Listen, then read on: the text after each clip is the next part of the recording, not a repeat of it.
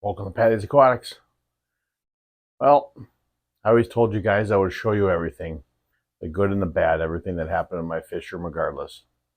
Well, today I wanted to do an update on my 75-gallon tank and kind of show you the progress. But over the last week, I've noticed some changes and it looks like a disaster, to be honest with you.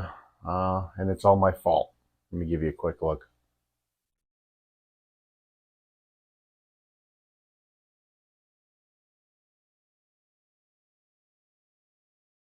Stick around and I'll tell you what happened.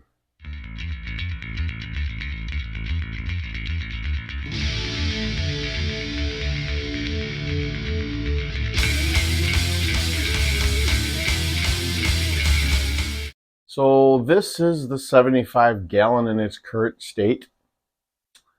It is full of algae everywhere. And as you can see, that cyanobacteria is back. The one positive is my faka puffer, Puff Daddy, is still completely fine.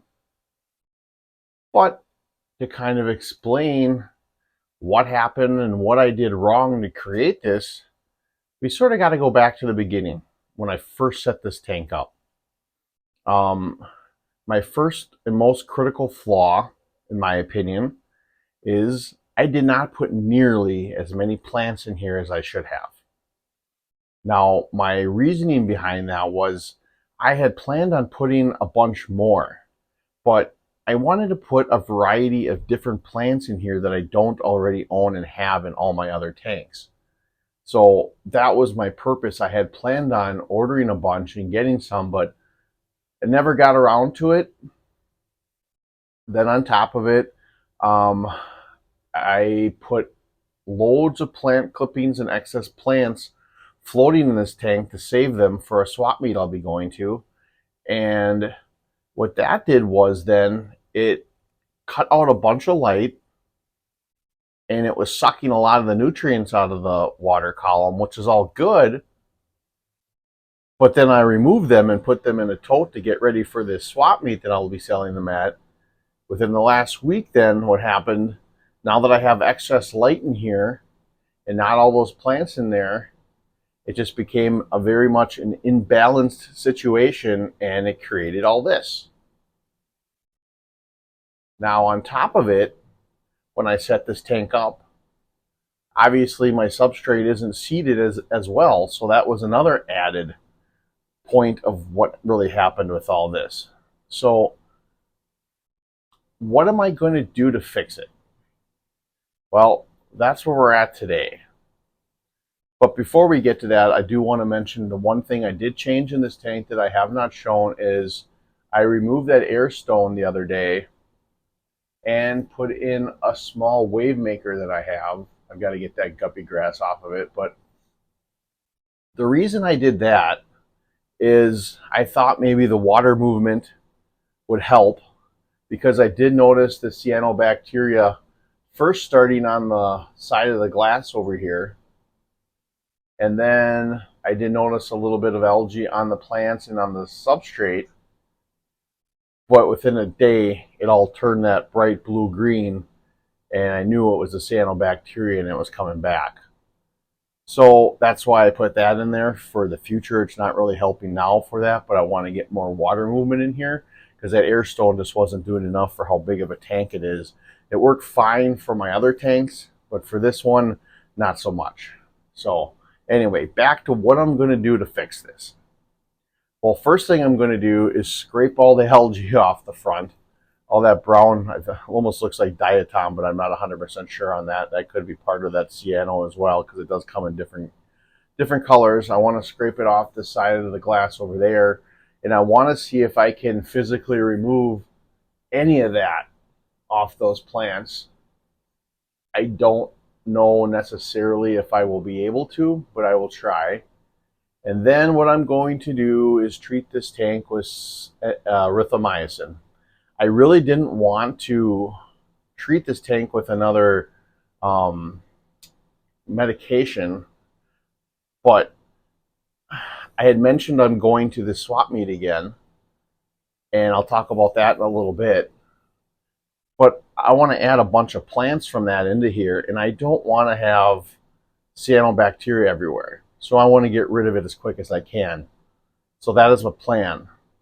But after I scrape this glass, let me explain what I plan on doing in the future besides adding plants that I think might help with this whole situation.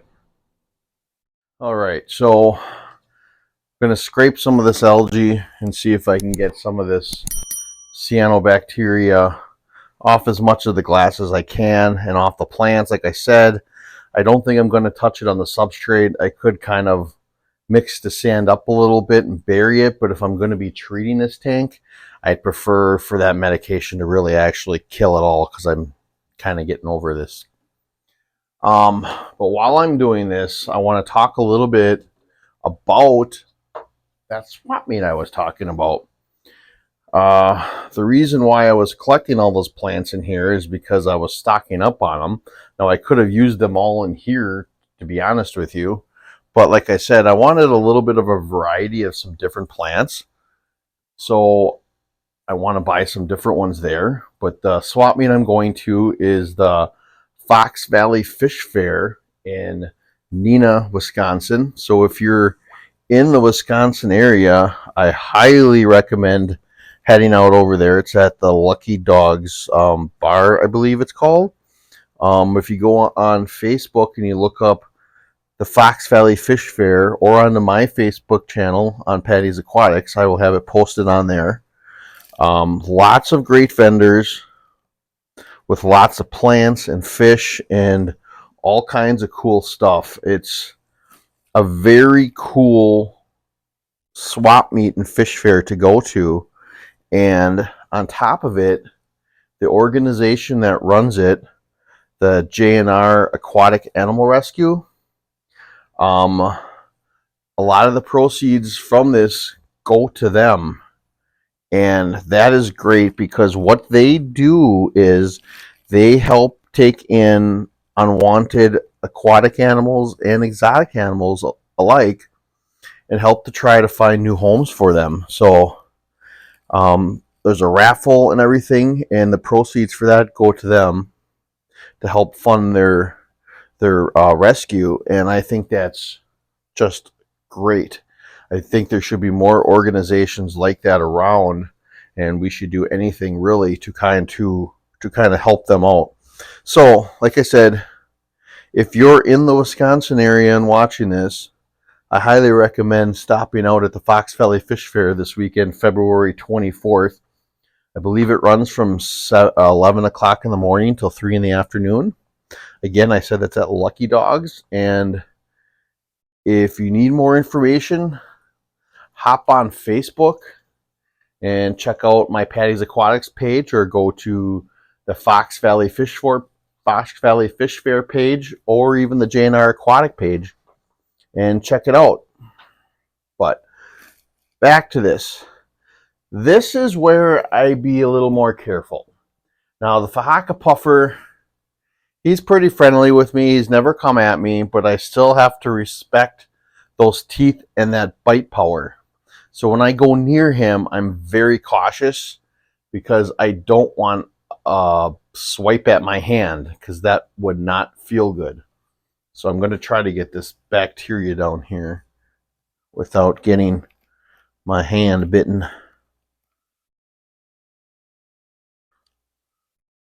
Because this is his little resting area in this corner back here.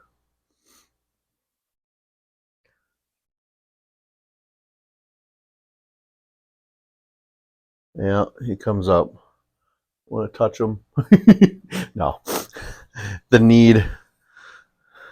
I feed him by hand sometimes, and even that gets me a little scared, just because you never know. I don't think he'd intentionally try to bite me. He's going for the food, but you never know. It's just like if you have a dog that comes and takes a treat sometimes.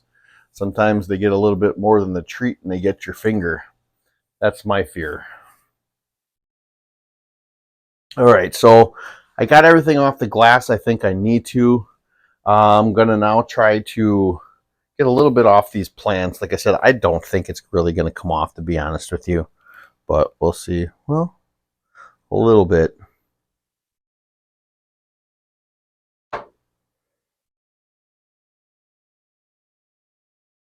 Enough to maybe get some light on these sad people with plants again.